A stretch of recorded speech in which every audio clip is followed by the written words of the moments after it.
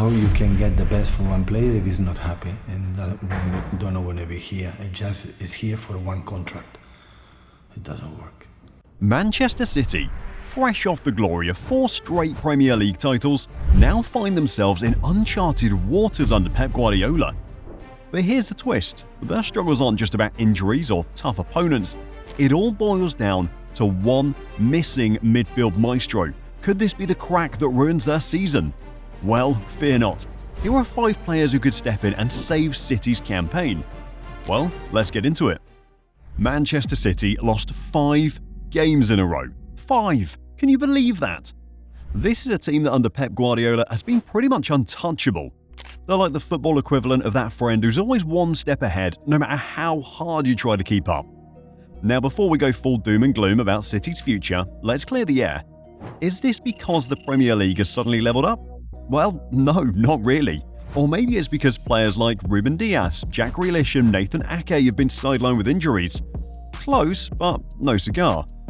Even Pep predicted this. But at the same time, so after 8 years here, I knew in the last 1 or 2, 3 years that sooner or later we will drop. The real problem? It's the absence of one man. One. Singular. Just one guy. And trust me, I'm not exaggerating when I say this player is the heartbeat of this team. Without him, City's whole system has fallen apart like Jenga blocks after that one risky move. Yep, it's Rodri, the Ballon d'Or. Well, I would say the holding midfielder don't be appreciation, the strikers and number 10s, that is good. So when a holding midfielder have a lot of appreciation, it's not good. The holding midfielder have to play for the team. The man who holds everything together, and right now, City is feeling the full weight of not having him in the squad. And it's got me thinking, how did they become dependent on just one guy? I mean, this is the same City team that won a treble, made the Premier League look like their personal playground last season, has won 4 Premier Leagues in a row, and had everyone else scrambling just to keep up.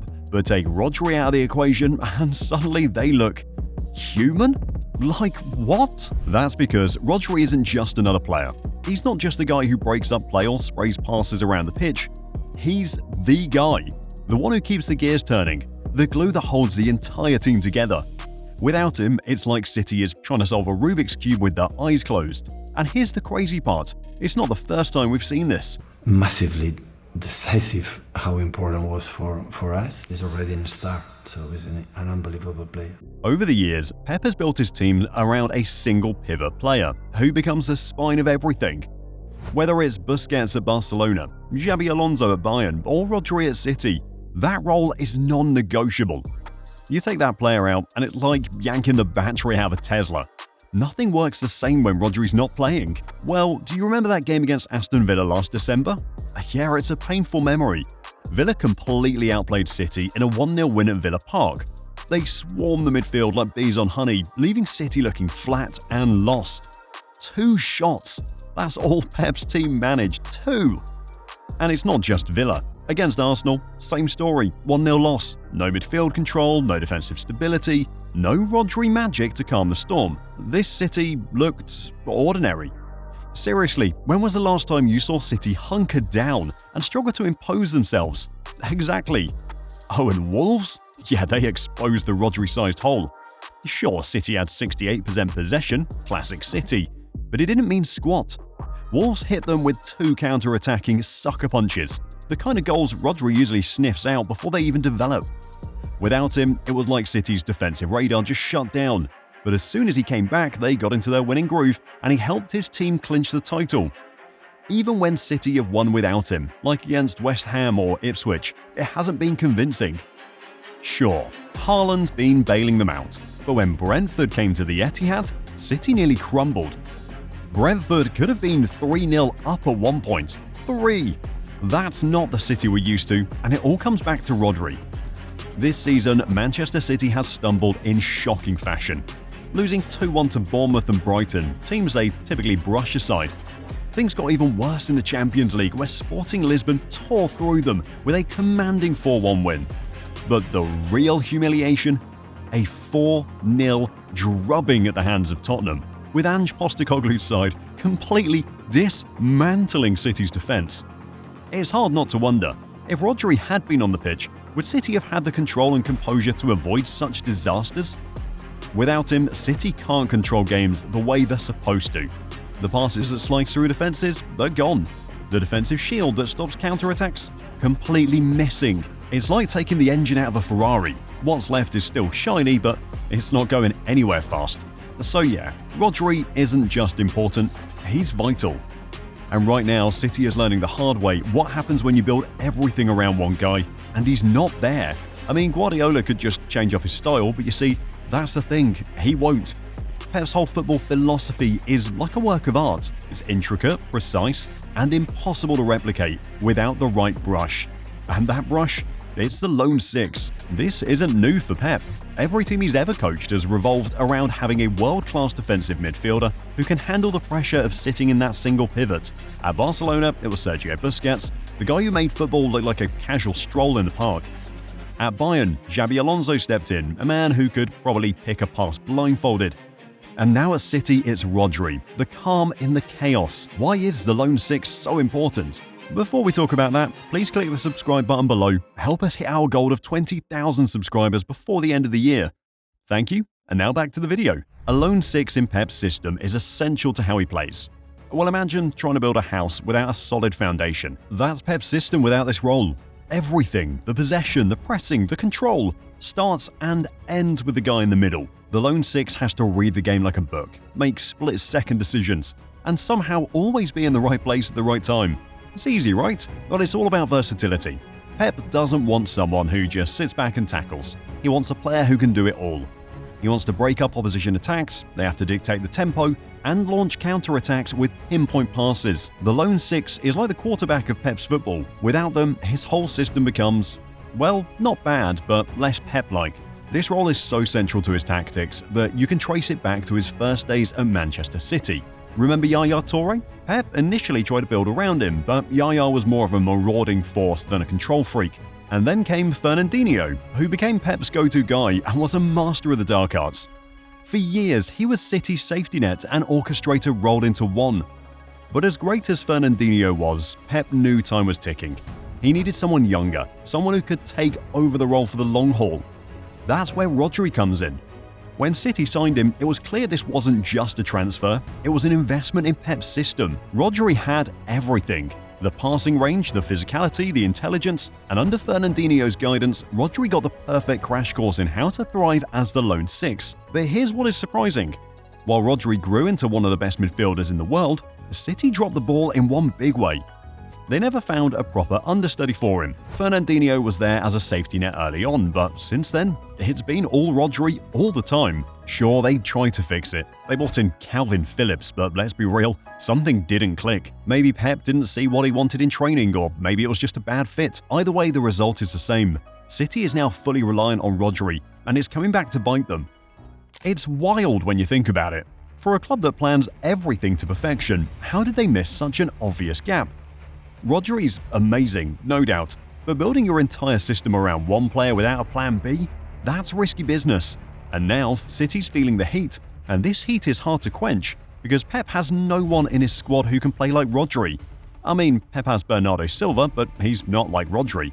Silva is Pep's Swiss Army knife. They can play almost anywhere, wing, midfield, even false nine, and still boss it. But here's the problem. Bernardo's energy makes him so special. He thrives in chaos, darting between players and linking up attacks. Asking him to sit deep and focus on defense is like tying one hand behind his back. Sure, he could do it in a pinch, but City loses so much of what makes him dangerous. Then there's Matheus Nunes. He's got the physicality, he's got the flair, and he's got that ability to carry the ball through midfield like a freight train. But defensively, he's not quite there yet. Rodri isn't just a defensive wall, he's the brain of the team, constantly reading the game and making those crucial interceptions. Nunes might get there someday, but right now, well, he's more of a project than a solution. And then there's Gundogan, who at one point has played as a six. He's brilliant at dictating play and scoring clutch goals, but his strength lies further up the pitch. Plus, at this stage of his career, does he still have the legs to cover as much ground as Rodri? Not really. Gundo's better at orchestrating attacks and shutting them down. The most obvious of them to replace Rodri is Kovacic, but he can't replace Rodri as he cannot play as well as him. He's a fantastic midfielder, but sitting deep as a lone six isn't his game. He's at his best when driving forward, linking up play and breaking through the press. Sure, he can fill in for a game or two, but long-term? Nah. City's midfield doesn't just need someone good, they need someone perfect for that role. And that's the issue. None of these guys, Bernardo, Nunes, Gundogan, or Kovacic, are built to do what Rodri does. Pep's system demands a very specific kind of player in that position, and right now, they just don't have it. But they need a replacement as fast as possible, so these are 4 possible players that can replace or be an understudy to Rodri at Manchester City. First up, Joshua Kimmich. If football had a Swiss Army knife, it'd be this guy. He's versatile, he's precise, and ridiculously intelligent on the ball. Do you need him as a defensive midfielder? Done. Right back. Easy. Heck, he'd probably excel as a centre-back if you asked him nicely. Kimmich has got vision, composure, and a passing range that could open up a parked bus. And here's the kicker. He's already played under Pep. Back at Bayern, Pep moulded Kimmich into the tactical wizard he is today. He knows the system, thrives under pressure, and was slot into City's midfield like he's been there forever. Honestly, he's probably the closest thing to a plug-in-and-play Rodri replacement. Next on the list is Martín Zubimendi. Now, if you're looking for a player who can be Rodri's twin on the pitch, this guy is it. Calm under pressure? Check. Incredible positional awareness? Check. Passing like a maestro?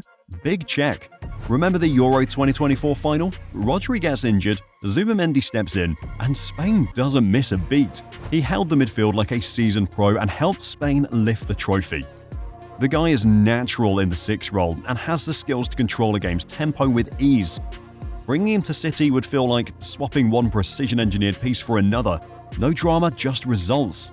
Another person who can replace Rodri is Tijani Reinders from AC Milan. I know he's a wildcard, right? If you haven't been keeping tabs on Serie A, let me fill you in. This guy is electric. He's got that forward drive and technical ability that screams potential. Now, he's not exactly a Rodri clone, but Pep loves the project, doesn't he? Reinders has the work ethic and raw materials to be sculpted into something special. Under Pep's tutelage, he could become the dynamic, well-rounded midfielder City needs. He's more of a risk, sure, but sometimes the biggest gambles pay off. Speaking of gambles, our next player is not a gamble, but an assurance. Manuel Locatelli from Juventus can be Guardiola's saviour in midfield. He's strong, composed, and his passing? Underrated, doesn't even cover it. Locatelli's style is tailor-made for controlling games. He's got the vision to dictate the tempo and the defensive nous to break up opposition play. In the right setup under Pep, he could flourish. Imagine City's possession-heavy game with Locatelli pulling the strings. It's an underrated move, but one that could surprise everyone. And finally, we have Adam Wharton. The Crystal Palace youngster has been quietly making waves, and for good reason.